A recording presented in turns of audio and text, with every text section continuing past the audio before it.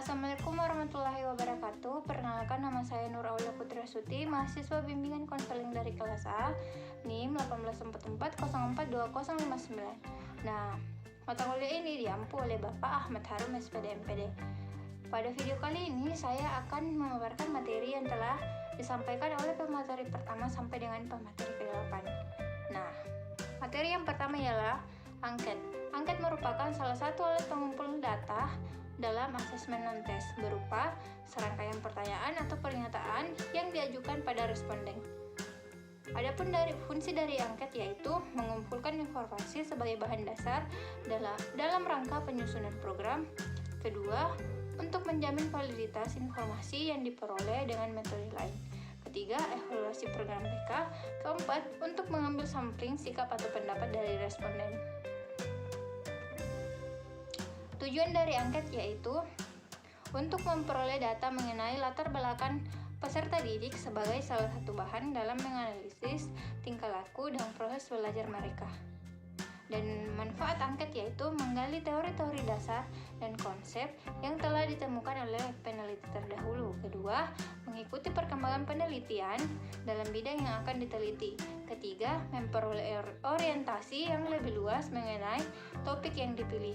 Keempat, memanfaatkan data sekunder. Kelima, menghindari duplikasi penelitian. Jenis-jenis angket yaitu angket tertutup, terbuka, langsung, dan tidak langsung. Dan cara membuat angket yaitu pertama, menggunakan bahasa yang sederhana. Kedua, menggunakan kalimat yang pendek. Ketiga, jauhi pertanyaan yang berhubungan dengan harga diri dan bersifat pribadi dari responden. Keempat, menyusun angket dengan sesingkat sehingga tidak akan memakan waktu yang lama. Kelima, dalam daftar pertanyaan jauhi kata-kata yang menyinggung perasaan responden atau narasumber. Materi yang kedua yaitu wawancara. Wawancara merupakan alat pengumpul data berupa proses percakapan yang bersifat profesional. Sebaliknya, bukan percakapan yang digunakan sehari-hari.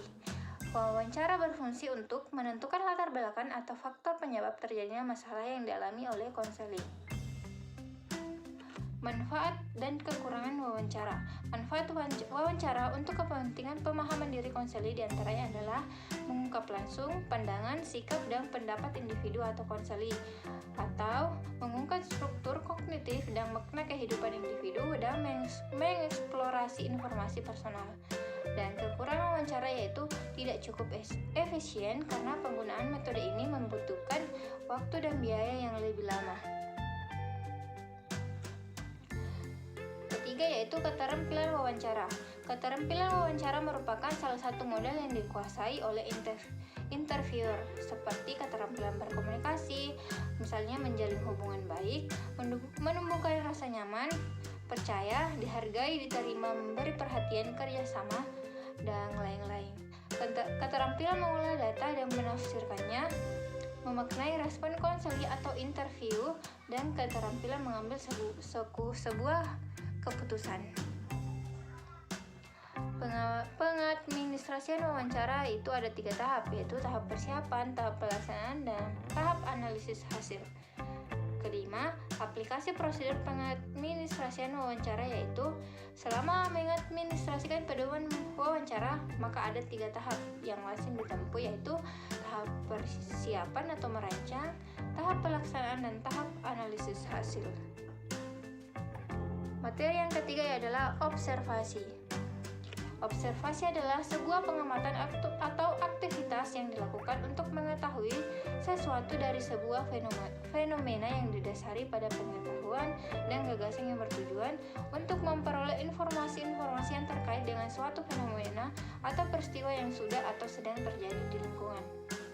Tujuan dari observasi yaitu menggambarkan segala sesuatu yang berhubungan dengan objek, mengambil kesimpulan yang disusun menjadi sebuah laporan yang relevan dan dapat bermanfaat sebagai sebuah bahan pembelajaran atau studi. Dan jenis-jenis observasi yaitu dilihat dari keterlibatan subjek atau objek yang sedang diobservasi. Observasi bisa dibedakan menjadi 2 bentuk, yaitu observasi partisipan dan observasi non-partisipan. partisipan. Dilihat dari segi situasi lingkungan di mana subjek diobservasi, GAL-DKK membedakan observasi menjadi dua, yaitu observasi naturalistik dan observasi eksperimental. Khususnya bentuk observasi sistematis, Blocher mengelompokkan ke dalam 3 bentuk dasar observasi, yaitu observasi naturalistik, metode survei, dan eksperimentasi. Kelebihan dan kekurangan dari observasi yaitu yang pertama, memberikan informasi yang tidak mungkin didapat melalui teknik lain. Kedua, memberi tambahan informasi yang sudah didapat melalui teknik lain. Dapat menjarin tingkah laku nyata bila saat observasi tidak diketahui. Keempat, pengamatan bersifat selektif. Dan kelemahan dari observasi ini yaitu diperlukan waktu yang sangat lama, pengamatan terhadap suatu fenomena juga berlangsung lama. Ketiga, orang akan salah tingkah jika ia tahu menjadi objek observasi yang dapat menyebabkan tidak alaminya pengamatan. Dan pedoman observasi dan cara merancang observasi yaitu yang pertama, penyusunan, kedua, membuat format, ketiga, melakukan uji pedoman, pencatat hasil coba pedoman pengamatan, keempat, pelaksanaan, kelima, analisis hasil pengamatan, dan kelima yaitu alat pencatat observasi. Yang pertama, catatan anekdot, skala penilaian, dan kedua, skala penilaian. Materi keempat yaitu sosiometri. Sosiometri berasal dari bahasa Latin yaitu socius berarti sosial dan metrum berarti pengukuran, dan secara harfiah bermakna pengukuran sosial. Oleh karena itu, sosiometri adalah sebuah cara mengukur derajat hubungan antar orang atau manusia. Tujuan dari teknik sosiometri ini adalah mengasesmen hubungan interpersonal, menggali data tentang pola hubungan antar pribadi yang mengindikasikan kualitas tertentu, dan mendeteksi perilaku sosial yang ingruen sehingga kesehatan mental individu dapat diidentifikasikan. Jenis-jenis pengukuran sosiometri yaitu yang pertama, kriteria khusus yaitu mengukur sikap dan perasaan terhadap anggota lain dalam kelompok dan dalam situasi tertentu. Kedua, kuesioner yaitu mengukur sikap dan perasaan terhadap anggota lain tetapi bukan dalam situasi khusus. Keempat, syarat pengoperasian sosiometri. Yang pertama, setiap anggota kelompok harus memahami situasi kriteria. Kedua, semakin dewasa usia individu yang diukur dengan sosiometri, hasilnya akan cenderung semakin reliabel atau konsisten dan valid. Ketiga, anggota kelompok harus sudah saling mengenal sehingga dapat merefleksikan sikap dan perasaan tertentu yang selama ini cenderung dialami terhadap anggota kelompok. Keempat, yaitu anonim, yaitu hasil pilihan setiap orang tidak boleh diketahui oleh anggota kelompok lain untuk menjaga kondisi psikologis anggota kelompok. Bentuk hubungan dalam sosiometri ada 5, yaitu hubungan sosial segitiga, sosial terpusat, sosial intim, sosial berbentuk jala, dan berbentuk rantai. Keenam yaitu perkembangan bahasa. Yang pertama, nominatif, skala bertingkat, dan siapa dia. Dan ketujuh, langkah penyusunan angket sosiometri. Yang pertama adalah menetapkan tujuan penggunaan. Kedua, menyusun angket sosiometri sesuai dengan pilihan tipe yang telah ditetapkan sesuai dengan tujuan pelaksanaan asesmen. Kedelapan yaitu langkah pengadministrasian sosiometri. Yang pertama, persiapan, kedua, pelaksanaan, dan ketiga, teori kognitif. Dan kesembilan, langkah pengolahan dan analisis sosiometri. Yang pertama, memeriksa kelengkapan, kedua, membuat tabulasi hasil, ketiga, membuat sosiogram, keempat, melakukan analisis hasil sosiogram. Dan kelebihan dan kekurangan sosiometri. Kelebihannya yaitu konselor memiliki peluang untuk memahami bentuk hubungan sosial yang terjadi antara peserta didik yang dibimbingnya. Kedua, kekurangan, peserta didik tidak mudah untuk menetapkan pilihan teman, menetapkan intensitas hubungan yang selama ini terjadi, maupun saat menetapkan kriteria pribadi atau sifat-sifat anggota kelompok di kelasnya.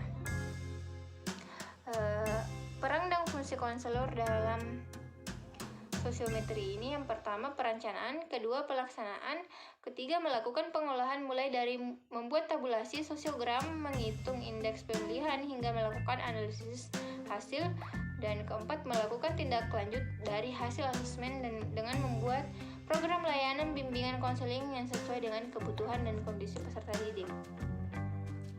Materi kelima adalah biografis. Biografis adalah metode yang mempergunakan bahan-bahan yang berwujud tulisan mengenai kehidupan individu yang dipahami, baik tulisan ini dibuat oleh individu yang bersangkutan maupun ditulis oleh orang lain. Jenis-jenis metode biografis yaitu biografi adalah tulisan mengenai seluk-beluk kehidupan seseorang yang ditulis oleh orang lain. Kedua, autobiografi merupakan biografi yang ditulis sendiri oleh orang yang bersangkutan. Autobiografi memiliki dua bentuk, yaitu autobiografi berstruktur dan tidak berstruktur. Ketiga, buku harian biasanya berisikan hal-hal yang bersifat pribadi. Keempat, yaitu case history merupakan penggunaan berbagai sumber biografis untuk keperluan analisis suatu gejala. Kelebihan dan kekurangan metode biografis. Kelebihannya yaitu data yang dikemukakan oleh konselor merupakan data otentik. Data yang dikemukakan oleh konselor dalam bahan-bahan biografis ini memberikan gambaran tentang pengalaman dan pandangan dirinya terhadap suatu hal. Dan ketiga, data biografis yang diperoleh dari orang yang dekat dengan konselor dapat memberikan gambaran tentang hubungan konselor dengan sumber data yang bersangkutan. Dan kekurangannya yaitu seorang konselor cenderung tidak menceritakan kekurangan yang ada pada dirinya. Kedua, sumber data yang dekat dengan konselor terutama dalam hubungan emosional bisa jadi tidak menceritakan kekurangan konselor. Materi keenam yaitu inventory. Tes inventory adalah tes-tes yang terutama menggunakan paper dan pensil. Tes inventory merupakan self-report questionnaire untuk menentukan karakteristik kepribadian, minat, sikap, dan nilai-nilai. Tujuan dari tes inventory ini adalah untuk membantu mengatasi masalah-masalah yang berhubungan dengan pendidikan, perkembangan anak, klinis, dan industri deskripsi. Dan fungsi dan manfaat inventory ini adalah tes inventory sangat berguna untuk mengetahui karakteristik kepribadian seperti minat, penyusuan diri, motivasi, dan prasangka. Macam-macam tes inventory yaitu MMPI atau Minnesota Personality Inventory dan kedua CPI California Psychological Inventory. Kedua, tes inventory minat yaitu SCII Strong Sample Interest Inventory, dan kedua JIVIS Jackson Vocational Interest Survey, dan ketiga adalah tes inventory nilai atau Study of Law, dan WFI World Value Inventory. Jenis-jenis tes inventory yang pertama ialah tes Pauli, kedua tes Kraepelin, dan ketiga EPPS atau Edward Personal Preference Schedule. Adapun langkah-langkah tes inventory yang pertama adalah identifikasi tujuan ukur, kedua operasionalisasi konsep, ketiga perskalaan dan pemilihan format stimulus, keempat penulisan item dan review item, kelima uji coba, keenam analisis item, ketujuh kompilasi satu seleksi item, ke-8 pengujian reliabilitas dan validitas, ke-9 kompilasi dua format final. Materi yang ketujuh adalah alat ungkap masalah umum. Alat ungkap masalah umum merupakan sebuah alat yang digunakan untuk mengungkap masalah-masalah siswa dan mahasiswa ataupun masyarakat secara menyeluruh, mengungkap masalah-masalah umum. Tujuannya adalah untuk memahami, memperkirakan, dan mengungkapkan masalah-masalah yang dihadapi klien. Penggunaan hasil pengolahan alat ungkap masalah umum adalah: yang pertama, layanan orientasi dan informasi, kedua orientasi dan informasi khusus, ketiga layanan penempatan penyaluran, keempat layanan pengusulan konten, kelima layanan konseling perorangan, dan keenam layanan bimbingan dan konseling kelompok. Pengelompokan masalah dibagi menjadi 10 bidang. Yang pertama, jasmani dan kesehatan, kedua diri pribadi, ketiga hubungan sosial, keempat ekonomi dan keuangan, kelima karir dan pekerjaan, keenam pendidikan dan pelajaran, ketujuh agama, nilai dan moral, ke-8 hubungan muda-mudi, ke-9 keadaan dan hubungan dalam keluarga, ke-10 waktu senggang. 3 yaitu cara pengadministrasian. Beberapa hal pokok yang perlu mendapat penekanan dalam pelaksanaan pengadministrasiannya adalah: yang pertama, petunjuk pengerjaan, kedua, lembaran respon terpisah, dan ketiga, waktu untuk pengerjaan. Materi ke-8 adalah alat ungkap masalah belajar PTSDL. Alat ungkap masalah PTSDL merupakan alat untuk mengungkap masalah-masalah secara khusus yang berkaitan dengan upaya kegiatan belajar peserta didik di sekolah, di rumah, ataupun di tempat lainnya. Dan oleh karena settingnya berkaitan dengan proses belajar di sekolah, maka alat ungkap masalah PTSDL dipergunakan oleh guru untuk peserta didiknya. Adapun fungsi dari AUM PTSDL yaitu membantu guru BK atau konselor dalam menentukan layanan bimbingan dan konseling. Kedua, mengidentifikasi masalah yang berhubungan dengan belajar peserta didik. Ketiga, membantu peserta didik yang bermasalah dalam menyelesaikan masalah belajarnya. Keempat, sebagai dasar penyusunan program pelayanan konseling. Yang ketiga adalah lengkap pengadministrasian AUM PTSDL. Yang pertama, perencanaan, kedua, pelaksanaan, ketiga, pengolahan hasil. Cara pengerjaan AUM PTSDL yaitu: pertama, peserta didik diberikan buku AUM PTSDL dan lembar jawaban. Kedua, peserta didik dipersilakan mengisi identitasnya pada lembar jawaban. Ketiga, memperkenalkan kegunaan, tujuan, dan manfaat diselenggarakannya AUM PTSDL. Keempat, memberikan kesempatan kepada peserta didik untuk mempertanyakan berbagai hal yang dirasa belum jelas. Dan kelima, peserta didik dipersilakan mengerjakan AUM PTSDL waktu pengerjaannya dengan 1 jam pelajaran atau 45 menit. Kelima yaitu pengolahan hasil AUM PTSDL. Yang pertama adalah siapkan lembar jawaban AUM PTSDL yang akan diolah. Kedua, memasukkan data baru dengan cara langsung, yakni mengutip data dari lembar jawaban siswa tiap butir satu persatu. Ketiga, setelah data masuk dengan nama file tertentu, data dapat diolah, ditampilkan, dan dapat dicetak dalam bentuk daftar atau grafik lengkap dengan analisanya. Keempat adalah menafsirkan hasil pengolahan data yang dilakukan oleh komputer. Peran dan fungsi konselor yaitu: pertama, perencanaan yaitu mulai dari menetapkan tujuan dan pelaksanaan asesmen. Kedua, pelaksanaan yaitu memberikan verbal setting. Ketiga, melakukan pengolahan data kuantitatif. Keempat, melakukan tindak lanjut dari hasil asesmen. Implikasi hasil aplikasi instrumentasi dalam pelayanan konseling terbagi menjadi 4 yaitu: perencanaan program konseling, kedua, penetapan peserta layanan, ketiga, sebagai isi layanan, keempat, tindak lanjut layanan. Dan adapun kelebihan dan kekurangan AUM PTSDL yaitu: kelebihannya yaitu validitas dan reliabilitas tinggi. Kedua, memudahkan peserta didik mengemukakan mutu belajar dan masalah belajar yang dimiliki. Ketiga, mempermudah konselor atau guru dan dosen pembimbing untuk melakukan analisis dan sintesa data. Sedangkan kekurangannya adalah membutuhkan waktu yang banyak untuk pengelolaan hasil. Dan kedua, data yang diungkapkan melalui AUM PTSDL masih bersifat umum. Tadi materi yang telah dipaparkan oleh pemateri pertama sampai dengan pemateri ke-8.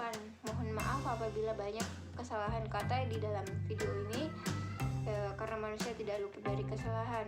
Assalamualaikum warahmatullahi wabarakatuh. See you next video.